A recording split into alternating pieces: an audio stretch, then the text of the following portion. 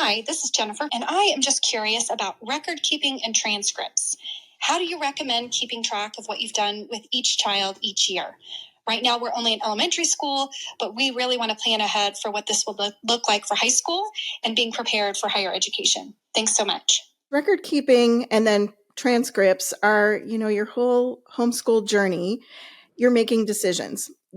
For me, the record keeping part that was most important was kind of 9th through 12th grades, which was amusing for us because we never did grade levels. So I kind of had to figure out when they're 14, we're going to start, thinking that that's 9th grade because we just focused on concept mastery and not grade level progression.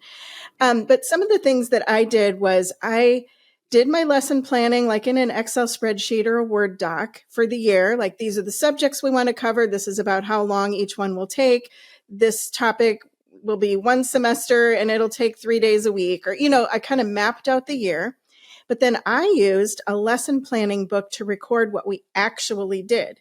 So at the end of the year, my lesson planning book was a record. It showed all of our field trips and our PE classes and our extracurriculars, plus the lessons that we got done. And so that was a nice thing to have at the end of the year. I found the planners with the little grids, I would look at them and just have a panic attack. And I know that most people use them. I could not. But I was so delighted when I ran into a person in my early years of homeschooling who talked about how she did narrative planning and narrative recording.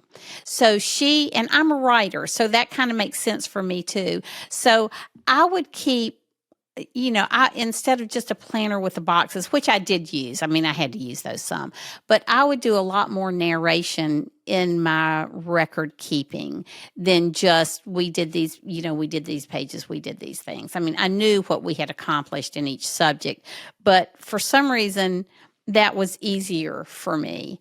But what Nancy said is true. Every state has some different requirements. This is one thing I want to say to you. When you get to high school, and no matter whether your child's going to college or into the military or employment, sometimes people will want to see your transcript, regardless of whether they're college bound or not. And one of the things that has become important in the last decade or so is just community service. And homeschoolers really abound in community service. So I would say with extracurricular activities, community service, and books read in your home, that you keep an ongoing list of those things. Your kids can keep up with it. But, one year I realized I just had to take 3 days out, go through all of our calendars and all of my planners and figure out what books were read, where we did a lot of community service, how many hours we spent in that, because we had a college who actually wanted that information. And so make sure you have a running tally of your community service, your field trips, your extracurricular activities, and your kids' books that they've read. And you'll be so glad you have that later on when they want to know, what did we do? Do you remember what we did in high school? So that's just from somebody who's paid the price for not doing that one year. I would encourage everybody to, keep up with those things with your kids or have them keep up with it.